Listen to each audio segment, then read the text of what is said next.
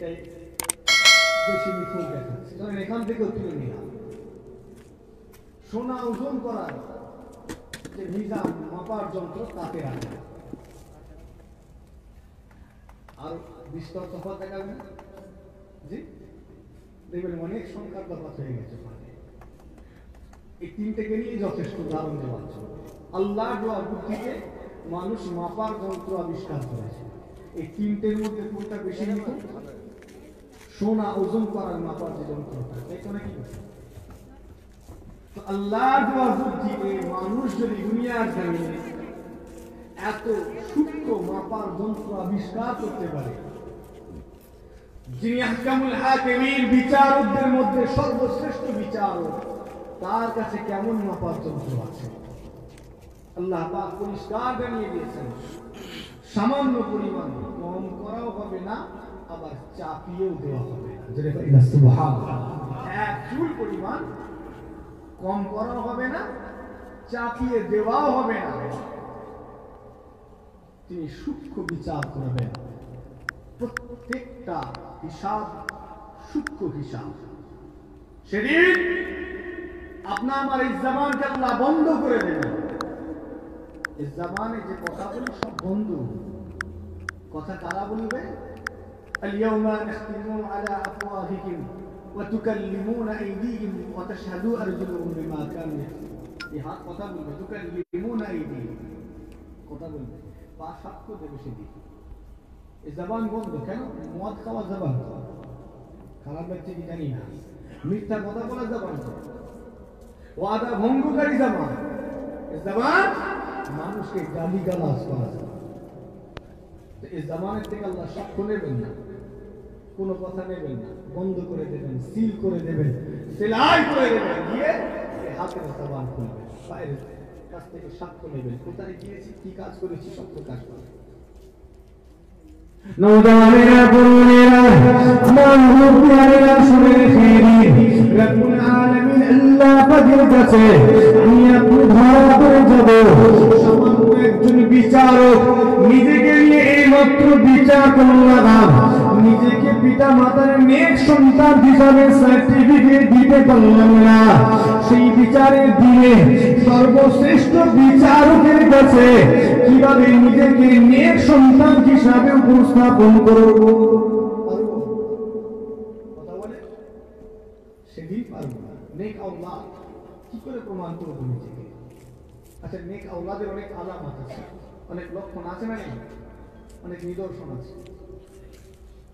নেক আওলাদের অনেক আলামত হাদিস শরীফে বর্ণিত হয়েছে, কোরআন শরীফেও আছে।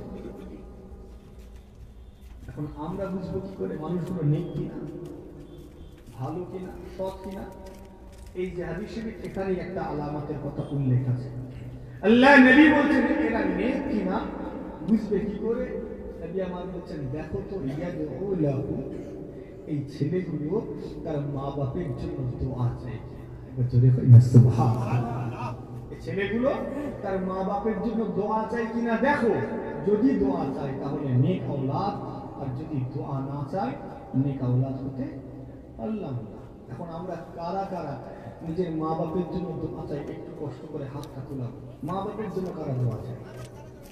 মাশাআল্লাহ, সবাই চায়। আল্লাহ কবুল করুন, আল্লাহুম্মা আমিন। কখন চায়? যখন মসজিদের ইমাম সাহেব হাত তুলে, তখন যখন এই ওয়াজের মজলিস হয় আল্লাহুম্মা আমিন, তখন। আর খুব কম মানুষ নিজে নামাজ পড়তে পড়তে বা নামাজের পরে হোক এমনি সময় একটু সাবধান করে। কজন এমন আছেন যে সব সময় মা বাপের জন্য মনে পড়লেই দোয়া চায়? সংখ্যাটা খুব কম। তো ইমাম সাহেব চেয়েছেন, আপনি আমিন বলেছেন, হুজুর বলেছে আপনি আমিন বলেছেন। জানি আপনার আমিন বলাটাও আল্লাহ তার সঙ্গে কবুল করবেন, কিন্তু আপনি নিজে থেকে, মা বাপ তো আপনার উচিত ছিল নিজে থেকে যাওয়া, ঠিক না বলুন? আজ কবরস্থান উপলক্ষে জলসা সবাই মিলে কায়েম করেছি, তাই সবাই এসে মা বাপের জন্য, মুরব্বীদের জন্য দোয়া চাই। এটা তো উচিত ছিল, এখানে তো হচ্ছে আলহামদুলিল্লাহ। এটা আপনার উচিত কি ছিল? নিজের বাড়িতে সবসময় চাওয়া, ঠিক না বলুন? মাগরিবের নামাজ পড়ে একটু দোয়া চাওয়া, এসব নামাজ পড়ে একটু তাদের জন্য দোয়া চাওয়া, এটা উচিত ছিল। কিন্তু তা না করে আমরা নামাজ পড়েই উঠে পড়ি। নেক আওলাদ লক্ষণ কি? তার মা বাপের জন্য দোয়া চাই। সুবহানাল্লাহ। আজকের যুবক মা বাপের জন্য দোয়া চায় না, উল্টে গালিগালাজ করে। ভুল বললাম মনে হয়? বড় বড় চোখ দেখায় মা বাপকে, জানেন? বড় বড় কথা বলে, দেখ বোঝো না, খামা খাই কেন মাথা মার, তুমি তোমার কাজ করো, আমি আমার কাজ করছি। আজকে এমন ছেলে আছে মা বাপকে এমন করেই বলে। তারা কার কাছে যাবে? কাকে বলবে? কাকে বলবে? জীবন শুনে রেখে দিন, আল্লাহ নবী জানিয়ে দিয়েছেন নেক আওলাদের লক্ষণ গুলো, তার মধ্যে একটা হলো মা বাপের জন্য দোয়া চাইবে।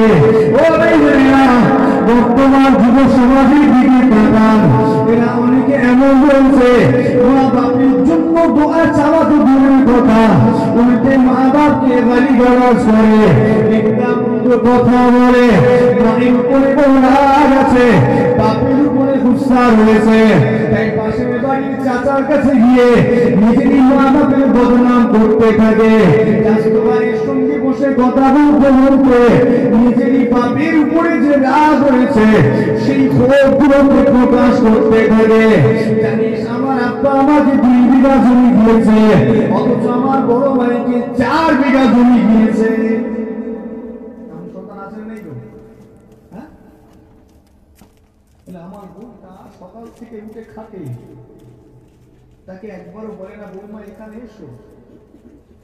আর আমার ভাবিকে কিচ্ছু করে না, বড় লোকের মেয়ে, তাই তাকে নিয়ে কত হাসি খুশি করে। এরকম আছে না নেই গো সংসারে? নিজেরই মায়ের উপর রাগ, নিজেরই বাপের উপর রাগ। যুবকদের হয়তো একটু রাগ হচ্ছে আমার কথা শুনে। যদি কোনো ছেলে এইরকম আচরণ করে, সে ছেলে মা বাপের নেক ছেলে হতে পারলো না, মরে গেলে জান্নাতও পাবে, জান্নাতও মিলবে না। তুমি ছেলের জায়গায় থাকো, বাপ মা তোমাকে জায়গা কম দিয়েছে, বাপ মায়ের সঙ্গে কে বুঝবে? আল্লাহ বুঝবে। এই তোমাকে 4টে ছেলে দিয়েছি, সমান আচরণ করুনি তুমি, এইরকম স্বেচ্ছাচারিতা করেছো কেন? হিসাব দাও। তো হিসাব আল্লাহ তার কাছ থেকে নেবেন। তুমি ভুল ধরতে গেলে, তুমি ছেলের জায়গায় থাকবে, ছেলে বাপের ভুল ধরতে পারবে? কথা বলে এই অধিকার আছে? তারা জন্ম দিয়েছে, তোমাকে দুনিয়া দেখিয়েছে, আবার কি চাও তুমি? সে যদি তোমার লাইফ সেটেল করতে যায়, জাহান্নামী হতে হবে তাকে। কেন? তোমাকে দাঁড় করাতে গিয়ে সুদের মাল হজম করবে, ঘুষের মাল হজম করবে। তোমাকে দাঁড় করাতে গেলে ভাইয়ের 2 বিঘার জায়গায় 3 বিঘা মেরে নেবে।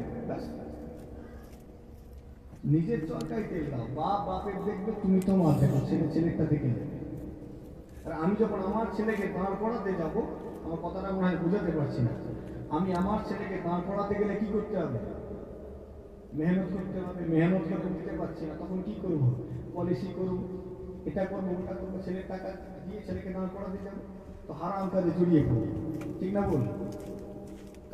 ছেলেকে দাঁড় করাতে গিয়ে আমি নিজেকে জাহান্নামী বানাচ্ছি, অথচ আমার মরণের পরে আমাকে কাঁধে করে নিয়ে যাবে ওই ছেলেটা, নিয়ে কুঁতে দেবে। আপনাকে কাঁধে করে কে নিয়ে যাবে? আপনার দুশ্মন? কে নিয়ে যাবে? আপনার ছেলে সবাইকে সঙ্গে নিয়ে গিয়ে পুঁতবে, অত সহজ নয়। বলবেন আব্বা সুদের মাল হজম করেছো, ঘুষের মাল হজম করে 3 তলা বিল্ডিং করেছো, চলো একটু গিয়ে আরাম করবে। আর নয়, বলবে তাড়াতাড়ি কর। হযরত ইব্রাহিম বিন আদহাম রাহমাতুল্লাহ আলাইহি হুজুর একটা কথা বলেছেন, মানুষ কি করে হাসে, মানুষ কি করে হাসে যখন সে জানে যে তার মরণের পরে তারই ছেলেটা তাকে কাঁধে করে নিয়ে কবরস্থানের মাটিতে পুঁতে দেবে। এটা জানার পরেও হাসে কি করে? অন্য কেউ নিয়ে যাবে না, আমার ছেলে হুকুম না দিয়ে নিয়ে যাবে আমাকে? আমার তখন ওলি কে হবে? ছেলে হুকুম দিলে তবে জানা যাবে। মুসলমানের ছেলেরা, ও বান্দারা, তরুণেরা, আমার মুরব্বিয়ানেরা, অনেকে হয়তো ভাবছে আজকে হুজুর হয়তো মা বাপের পক্ষ নিয়ে ওয়াজ করছে। না না না, আমি মা বাপের পক্ষে ওয়াজ করছি না, আর ছেলেদের পক্ষে ওয়াজ করছি না। আমি একটা পক্ষ অবলম্বন করেছি ঠিক কথা, তবে সেটা হলো কোরআন হাদিসের পক্ষ। আমি কোরআন হাদিসের পক্ষ অবলম্বনে ওয়াজ করছি।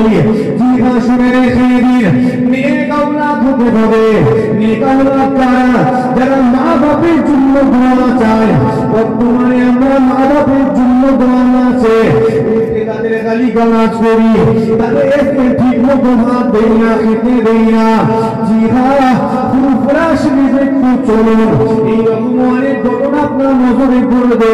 দুই মন্দির মানুষ সেখানে যায়, এমন অনেক মানুষ যায় গিয়ে ঝরঝর করে কাঁদতে থাকে, হুজুর গো, আমার ছেলে আমাকে ভাত দেয় না, বাড়ি থেকে বের করে দিয়েছে, বাড়িতে উল্টো পাল্টা কথা বলে, গালিগালাজ করে।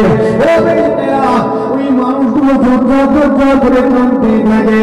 মুসলমানের ছেলেরা শুনে রেখে দিয়ে এই বয়স্ক মানুষগুলো যারা ছেলেটা অপমানিত, এরা কোথায় যাবে, কাকে নিয়ে বলবে? একটু বাইরে যদি বলতে যাই লোক মজা নেবে। এমন ছেলে তৈরি করলে তোমার ছেলে তোমাকে গালিগালাজ করে, এমন আমরা তৈরি করলে তোমার ছেলে আজকে তোমাকে খেতে দেয় না, তাই লজ্জায় কারো কাছে মুখ খুলতে পারে না। বয়স হয়ে গিয়েছে, শরীরে ক্ষমতা নাই, তাই চুপ করে সহ্য করে যায়। ও মুসলমান, শুনে রেখে দিলে যারা মা বাপের উপরে জুলুম করে, অত্যাচার করে, মা বাপকে গালিগালাজ করে, কষ্ট দেয়, এই ছেলেগুলো জীবনেও জান্নাতে যাবে না, যাবে না, যাবে না। এরা যতই নামাজ পড়ুক, রোজা রাখুক না কেন, যতই হজ করুক, যাকাত দিক না কেন, যতই দান খায়রাত করুক না কেন, মা বাপকে কষ্ট দিলে জান্নাত পাওয়া যায় না। জান্নাত আল্লাহ মা বাপের কদমে রেখে দিয়েছেন।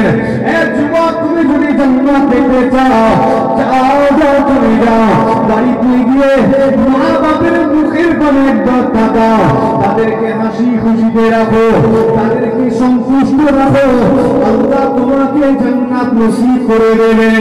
যে আল্লাহ নবীর হাদিস শুনে রেখে দিলে, আজকে হজ করতে যাই মক্কা শরীফে 3 লাখ 3.5 লাখ টাকা খরচ করে, জিনা শুনে রেখে দিন, ওই ব্যক্তিটা যদি নেকা হতো, ব্যক্তিটা যদি মা বাপের নেকা ওলাদ হতো, এই লাখ লাখ টাকা খরচ করে মক্কা শরীফে যাওয়া লাগতো না। জি হ্যাঁ, একবার বাড়িতে গিয়ে মা বাপের মুখপানে ভক্তি করে তাকাবে। হাদিস শরীফ আল্লাহ নবী বলেছেন, ওই সন্তানের নামে আমলে আমার আল্লাহ পাক মকবুল হজের সওয়াব লিখে দিবে।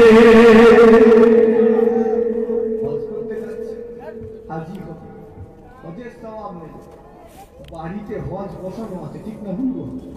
হ্যাঁ, সারাদিনে 10 বার দেখলে 10 বারই মকবুল হজ, যে হজ আল্লাহর দরবারে কবুল হয়ে গিয়েছে, এমন হজের সওয়াব। জোরে হয় না সুবহানাল্লাহ।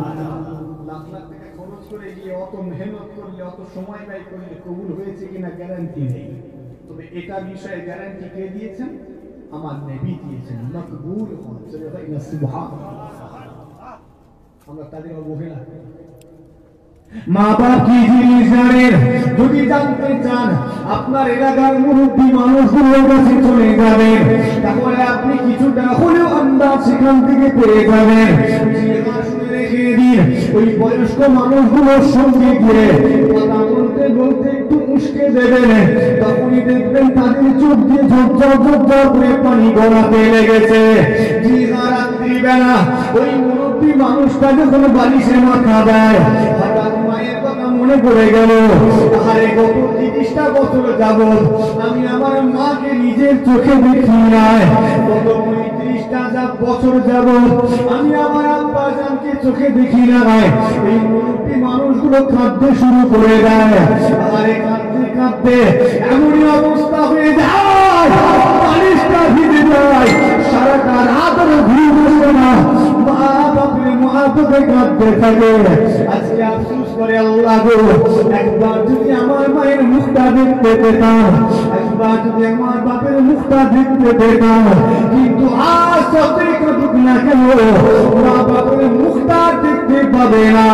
যদি তোমার নসিব ভালো হয়, তাহলে বিচারের দিনে তাদেরকে দেখতে পাবে। ও নওজওয়ানেরা, তরুণেরা, ওই মুরব্বী মানুষগুলো ঘরে ঘরে বুঝতে পারছে জোয়ান বয়সে মা বাপের সঙ্গে দুর্ব্যবহার করে কতটা ভুল করে ফেলেছি। একটু সাবধান হয়ে যান, সতর্ক হয়ে যান, নিজেকে পরিবর্তন করো, মা বাপের হকটা সঠিক করে আদায় করো। কোরআন শরীফ ওয়াবিল ওয়ালিদাইনি ইহসানা ইম্মা ইয়াবলুগান্না ইনদাকাল কিবারা আহাদুহুমা আও কিলাহুমা ফালা তাকুল লাহুমা উফ ওয়ালা তানহারহুমা ওয়া কুল লাহুমা কওলান কারীমা। ও আলেম ওলামা হযরত এই আয়াত পাক নিয়ে বহু ওয়াজ করেছেন, তারা ওয়াজ করতে করতে বলে দিয়েছেন, যুবকেরা তোমরা মা বাপের সঙ্গে উত্তম আচরণ করো, ভালো ব্যবহার করো, তাদের সঙ্গে এমন আচরণ করো না যে তোমাদের আচরণে, তোমাদের ব্যবহারে, তোমাদের কথাবার্তায়, তোমাদের বেশভূষায় তোমাদের মা বাপ তোমাদের উপরে অসন্তুষ্ট হয়ে যায়, নাখুশ হয়ে যায়। এমন আচরণ করো না যে তোমাদের মা বাপ তোমাদের উপরে নারাজ হয়ে যায়। যুবকেরা শোনো, মা বাপ যদি তোমাদের উপরে নারাজ হয়ে যায় তোমার ঠিকানা জাহান্নাম হয়ে যাবে। তারা আরো বলেন তোমাদের আচরণে যেন মা বাপ শব্দটা না করে, বলে না বলেনি, তোমাদের আচরণে মা বাপ যেন উফ না করে। এটা আলেম ওলামারা বলে, আল্লাহ বলেননি। কোরআন শরীফ খুলুন, আয়াতের মানেটা একটু ভুল করা হয়ে যায়। আল্লাহ বলেননি যে ছেলের ব্যবহারে মা বাপ যেন উফ না করে, আল্লাহ বলেছেন মা বাপের ব্যবহারে ছেলে উফ করতে পারবে। যেটা হয় না সুবহানাল্লাহ, মা বাপের ব্যবহারে ছেলে উফ করতে পারবে। ছেলে কি মা বাপ যে রায় দিয়েছে মাথা পেটে মানতে হবে। 2 বিঘে 4 বিঘে নিয়ে আমাকে কম দিয়েছে চলবে না, যা দিয়েছে তোমাকে তাতেই সন্তুষ্ট হতে হবে। কম তারা দিয়েছে আল্লাহ তাদের কাছ থেকে বুঝে দেবে, তুমি নয়, তুমি বুঝতে দেবে। কথা বুঝতে পেরেছ না? আমি জানি না বুঝাতে পারছি কি, বুঝাতে পারছি? ছেলে কৈফিয়ত দিতে পারবে, তুমি ছেলে, এই অধিকার তোমার নেই। একটু পরিবর্তন জীবাশনে রেখে দিন। মা বাপের সঙ্গে আমরা দুর্ব্যবহার করি, সংক্ষেপ করতে চাই। আমার নবী পাকের একটা ঘটনা, আমার নবী পাক সাল্লাল্লাহু আলাইহি ওয়াসাল্লামের একজন সাহাবা বড় অসুস্থ হয়ে গিয়েছেন, বিছানায় শুয়ে রয়েছেন, মৃত্যু পথ যাত্রী, মৃত্যু শয্যায় শুয়ে রয়েছেন। জিজ্ঞাসনে রেখে দিন, আপনার আমার এলাকায় যখন কোনো ইমানদার অসুস্থ হয়ে যায়, আপনার আমার এলাকায় যখন কোনো ইমানদারের শেষ সময়টা ঘনিয়ে আসে, একেবারে অন্তিম লগ্নে যখন সে পূর্ণ হয়, আমি কি করি? সঙ্গে সঙ্গে গ্রামের ইমাম সাহেবকে ডাক দেই, কিংবা বিশ্বস্ত কোন হুজুরকে ডাক দিলাম, হুজুর একটু চলুন চলুন, আমার আব্বা জান বড় অসুস্থ হয়ে গিয়েছে, একেবারে মৃত্যু পথ যাত্রী, একটু আমার আব্বা জানকে তওবা পড়িয়ে দেবে। হয় কি? মৃত্যু পথ যাত্রী অসুস্থ ব্যক্তি শুয়ে আছেন, ইমাম সাহেবকে বললাম চলেন একটু তওবা পড়িয়ে দেবে, শেষটা যাতে ভালো হয়। খাতিমা বিল খাইর আল্লাহ যেন নসিব করেন, আমাদের প্রত্যেকের নসিব করেন, আল্লাহুম্মা আমিন।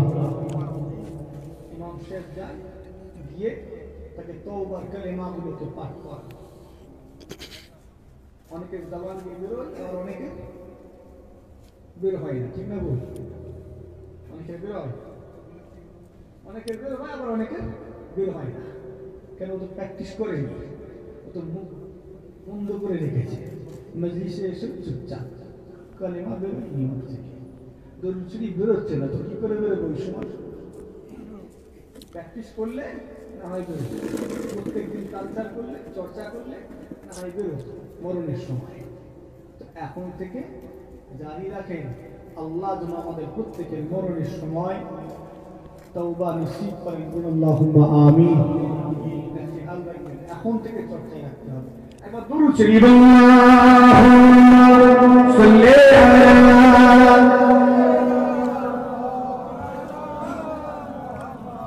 ওয়া আলা আলি সাইয়্যিদিনা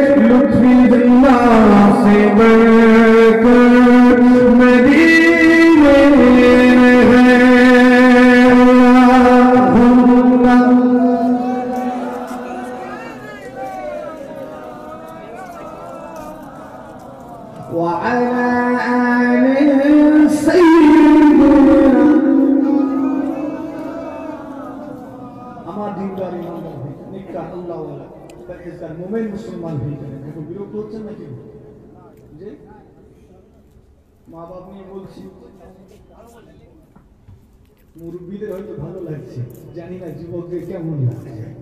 যেমনই লাগুক এতটুকু মনে রেখো, একদিন তুমিও বাপ হবে, ঠিক না বল? একদিন মুসিবে থাকলে অনেকে আছে বাপ হতে পারে, মুসিবে থাকলে আবার স্বাভাবিক যদি চলে নিয়ম, তাহলে একদিন তুমিও বাপ হবে, তুমিও বুড়ো হবে, তোমারও ছেলেটা বড় হবে। সেদিনের কথা মাথায় রেখে আজকে ব্যবহারটা ঠিক রেখো, যেমন করবে তেমন ফল পাবে। একেবারে তোমাকে সমানভাবে ফিরিয়ে দেওয়া হবে। যেটা বলতে চাইছি, আমরা মা বাপকে কত রকমের কথা বলি। সেদিন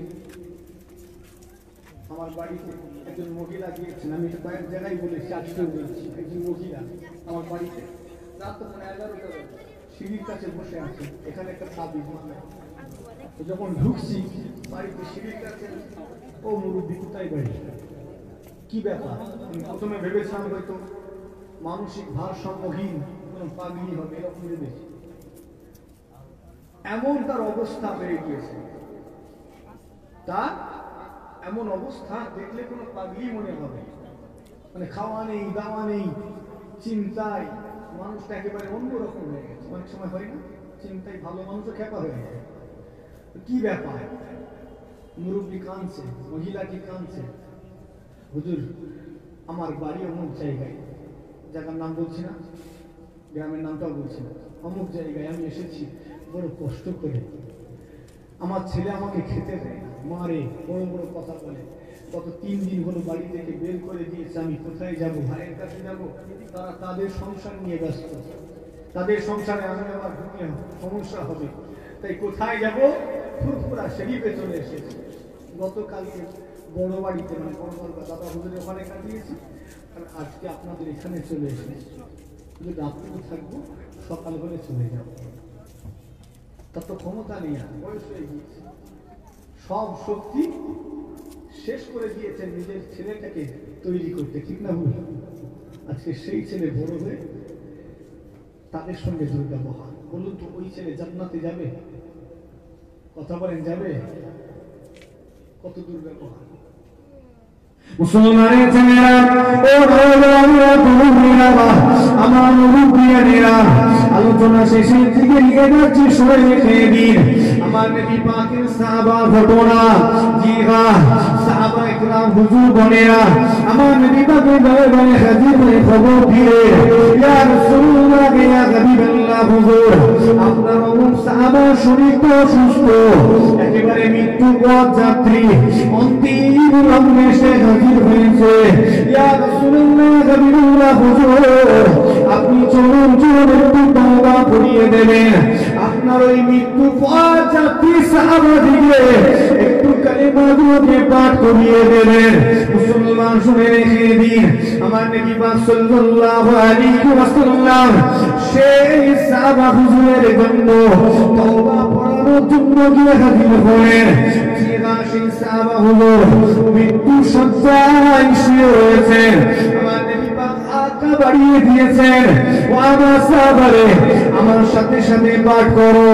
এই বলে নবী আমার তওবার বাণীগুলো, তওবার বাক্যগুলো উচ্চারণ করতে লাগলেন। আস্তাগফিরুল্লাহ রাব্বি মিন কুল্লি যামবি ওয়া আতুবু ইলাইহি, এইভাবে পাঠ করাতে লাগলেন। আমার নবী পাক যখন একটার পর একটা শব্দ উচ্চারণ করছেন, ওই সাহাবা হুজুরের জবান থেকে কিন্তু এই তওবার কালিমাগুলো বের হচ্ছে না, তওবার কালিমাগুলো উচ্চারিত হয় না। আমার নবী পাক রিপিট করলেন, সাহাবা হুজুরের জবান থেকে তথাপি কিন্তু তওবার কালিমা উচ্চারিত হয় না। আবারও রিপিট করলেন, সাহাবা হুজুর আবারও চেষ্টা করলেন, কিন্তু তওবার কালিমাগুলোকে পাঠ করতে পারেন না। ওরে আমার নবী পাক চিন্তিত হয়ে পড়লেন, কি ব্যাপার, আমার সাহাবা জবান দিয়ে তওবা কেন উচ্চারিত হয় না, আমার এই সাহাবা জবান দিয়ে তওবার কালিমাগুলো কেন উচ্চারিত হয় না। আমার নবী পাক চিন্তা করতে লাগলেন। এমন অবস্থা আমার নবী পাককে জানানো হলো, নবী আমার পুরো ঘটনাটা জানতে পারলেন। আল্লাহ পাক তার হাবিবকে পুরো ঘটনাটা মালুম করালেন। এবারে আমার নবী পাক বুঝতে পেরে গিয়েছেন, সাহাবার জবান থেকে কেমন তওবার কালিমাগুলো উচ্চারিত হয় না। সঙ্গে সঙ্গে সাহাবায়ে কেরাম হুজুরদের উদ্দেশ্যে বললেন, আমার সাহাবারা, এখনই আমার এই সাহাবার আম্মাকে আমার সামনে হাজির করো। হুকুম করার সাথে সাথে সাহাবা হুজুরের আম্মাকে আমার নবী পাকের সামনে হাজির করা হলো। ও নবীর উম্মতেরা শুনে রেখে দিন। এবারে আমার নবী পাক বলতে লেগেছেন, ও আমার সাহাবার আম্মাজি, তোমার এই ছেলে তোমার সঙ্গে কোনো খারাপ ব্যবহার করেছে কিনা, কোনো দুর্ব্যবহার করেছে কিনা, কিংবা কখনো কষ্ট দিয়েছে কিনা? যদি কষ্ট দিয়ে থাকে ছেলেটিকে মাফ করে দাও।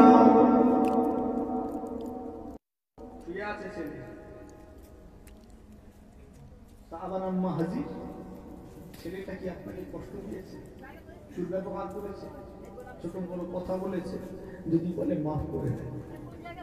সাহাবার আম্মা কি বলছে, ইয়া রাসূলুল্লাহ, ইয়া হাবিবাল্লাহ, হুজুর আমার ছেলেটা বড় ভালো ছেলে, নেক ছেলে, নামাজি ছেলে। আমার ছেলে আমাকে কখনো ছোট বড় কথা বলে, কখনো ছোট বড় কথা বলেনি। হুজুর কষ্ট দেয়নি তো কি মাফ করব? ভালো করে কথাটা বুঝবেন। ছেলে শুয়ে আছে, মাকে বলছেন ছেলে কি কষ্ট দিয়েছে, আজ কালিমা তওবার কালিমাগুলো বেরোচ্ছে না জবান দিয়ে, কেন? আমার নবী পাককে জানানো হয়েছে, কারণটা তিনি জানতে পেরেছেন, তাই মাকে হাজির করেছেন। কোনো কষ্ট দিয়েছিল? মা আবার বলছি, ইয়া রাসূলুল্লাহ, না, আমার ছেলে বড় ভালো ছেলে, আমাকে কখনো ছোট বড় কথা বলে। আমি অসুস্থ হলে আমার চিকিৎসা করত, আমাকে সঠিক সময়ে আমাকে খেতে দিত, কোনো প্রবলেম নেই, কোনো সমস্যা নেই। মায়ের কথা শুনে তো মিলছে না। আমার নবী পাককে যেটা জানানো হয়েছে, যে ঘটনা তিনি জেনেছেন, সেটার সঙ্গে তার আম্মার জবানের কথার কোনো মিল নাই, উল্টো হচ্ছে। আমার নবী চিন্তা করছেন, কি ব্যাপার, এমনটা হচ্ছে কেন? এবারে আমার নবী পাক ভালো করে জিজ্ঞাসা করছেন, আপনি একটু চিন্তা করে বলেন, আপনি একটু মনে করেন, দেখুন না কখনো আপনাকে কষ্ট দিয়েছে কিনা, একটু ভেবে চিন্তে। মুসলমানের ছেলেরা, ও নওজওয়ানেরা, তরুণেরা, আমার মুরব্বিয়ানেরা, আমার নবী পাক সাল্লাল্লাহু আলাইহি ওয়াসাল্লাম সাহাবা হুজুর আম্মাকে বলতে লেগেছেন, আমার সাহাবা আম্মা, আপনি একটু ভালো করে মনে করে দেখুন তো, একটু স্মরণ করে দেখুন তো, আপনার এই ছেলেটি কখনো আপনাকে কষ্ট দিয়েছিল কিনা, আপনার অন্তরে চোট পৌঁছেছিল কিনা, একটু ভালো করে খেয়াল করুন। ও বেজনেরা, সাহাবা হুজুরের আম্মা আবার বলতে লেগেছেন, ইয়া রাসূলুল্লাহ, ইয়া হাবিবাল্লাহ, হুজুর, আমি সঠিক করেই বলছি, আমার ছেলে আমাকে কখনো কষ্ট দেয়নি, কখনো দুর্ব্যবহার করেনি, আমার ছেলেটি কখনো আমার সঙ্গে কোনো রকমের উল্টো আচরণ করেনি, সবসময় আমার খেয়াল রাখতো, আমাকে আমাকে সব সময় সঠিক সময়ে খাবার দিত, আমি অসুস্থ হলে আমার পরিচর্যা করত, আমার চিকিৎসা করত, যখন বাইরে থেকে বাড়িতে ফিরত আমার সঙ্গে দেখা করত। আমার ছেলেটি বড় ভালো ছেলে, বড় নেক ছেলে, নামাজি ছেলে। এবারে আমার নবী পাকের জবাবটা শুনে একটু বিরক্ত হলেন, একটু বিরক্ত হয়ে গিয়ে কি করলেন, অন্যান্য উপস্থিত সাহাবারা হুজুরের উদ্দেশ্যে হুকুম করলেন, আমার সাহাবারা এখনই আমার সামনে শুকনো কাঠ জমা করো। হুকুম করার সাথে সাথে সাহাবারা হুজুর বনেরা শুকনো কাঠ নিয়ে সে জমা করেছেন। এবারে আমার নবী পাক হুকুম করলেন, সাহাবারা এখন এই কাঠটায় আগুন লাগিয়ে দাও, এখন এই কাঠটাকে জ্বালিয়ে দাও। সঙ্গে সঙ্গে কাঠগুলোকে পুড়িয়ে দেওয়া হলো, জ্বালানো হলো, দাও দাও দাও দাও করে আগুন জ্বলতে লেগেছে। এবারে আমার নবী কি বললেন, কি হুকুম করলেন, আমার সাহাবারা তোমরা এখনই আমার এই পরবর্তী সাহাবাটাকে এই আগুনের মধ্যে নিক্ষেপ করে দাও। একটু বিরক্ত হলেন তো, কারণ কথার সঙ্গে যেটা জানানো হয়েছে সেটার মিল নাই। তাই কি করলেন, এই কাঠ জমা করো, আগুন লাগানো, আগুন লাগানো হলো। এবার বলছেন এই সাহাবাটাকে ফেলে দেওয়া হলো, ছুঁড়ে ফেলে দেওয়া। সামনে মা দাঁড়িয়ে আছে, যত যাই হোক মায়ের জান আলাদা, ঠিক না ভুলবো? মায়ের জান আলাদা জিনিস। যে আগুনে যখন ফেলা হবে তুলেছেন, সঙ্গে সঙ্গে সাহাবা হুজুরের আম্মা ঝরঝর কাঁদতে লেগেছেন, ইয়া রাসূলুল্লাহ, ইয়া হাবিবাল্লাহ, হুজুর আমার ছেলেটাকে এইভাবে আমার চোখের সামনে আগুনে ফেলবেন, সুবহানাল্লাহ, আগুনে পুড়িয়ে দেবেন না, ফেলে দেবেন না, বড় ভালো ছেলে, ওকে এইভাবে পোড়াবেন কেন? ও আজ দুনিয়ার জমিনে জ্বলছে, ওকে তো জ্বলতেই হবে, ওকে জ্বলতেই হবে। মরণের পরে ওর জন্য জাহান্নাম অপেক্ষা করছে, মরণের পরে ওর জন্য জাহান্নাম আর আগুন অপেক্ষা করছে। সেখানে তোমার চোখের আড়ালে জ্বলবে, এটা তারা একটু সামনেই জ্বলছে, তফাৎ এতটুকু। তো সেখানে জাহান্নাম আর আগুন এই আগুনের চেয়ে অনেক বেশি তীব্রতা সম্পন্ন, ঠিক না বলবো? সেই আগুনে জ্বলবে, তোমার কষ্ট হবে না। আর তোমার সামনে দুনিয়ার আগুনে জ্বলবে, কষ্ট হচ্ছে, কষ্ট হচ্ছে। মায়ের জান আলাদা সহ্য করতে পারে না, যতই অন্যায় করো না কেন, যতই কষ্ট দাও না কেন, একবার মায়ের কাছে গিয়ে তার পা দুটো চেপে ধরে যদি ছেলে কাঁদে, মা সহ্য করতে পারে না, জোরে হয় না সুবহানাল্লাহ, যে সহ্য করতে পারে। একবার দুইবার হয়তো তোমাকে ফিরিয়ে দেবে, যা চলে যা, তিনবার চারবার ফিরিয়ে দেবে, ফিরিয়ে দিলেও মা কিন্তু ভিতরে কষ্ট পায়, ঠিক না বল? হ্যাঁ, তুমি তো জ্বালিয়ে তার অন্তরটাকে পুড়িয়ে ছাই করে ফেলেছো, ছাই করে ফেলেছো, কিছু রাখুনি, তার ঝাঁঝরা করে ফেলেছো অন্তরটা। বারবার করে ঘুরে ঘুরে যাবে, দেখবে মা সহ্য করতে পারবে না। ছেলে যখন গিয়ে ধরবে, একটু কাঁদবে, চোখের পানি ফেলবে, মা সহ্য করতে পারে না। ছোটবেলায় যখন কাঁদতাম, সঙ্গে সঙ্গে খাবার দিত, ঠিক না ভুলবো? হ্যাঁ, সব কাজ ফেলে দিত। গর্ভে ধারণ করেছে, কত কষ্ট সহ্য করেছে, ভাত খেতে বসেছে, গর্ভে থাকা অবস্থায় লাথি মেরে দিয়েছে, সঙ্গে সঙ্গে যন্ত্রণা, খেতে হয়নি তাকে, ঠিক না ভুল? খাবার সরিয়ে দিয়েছে।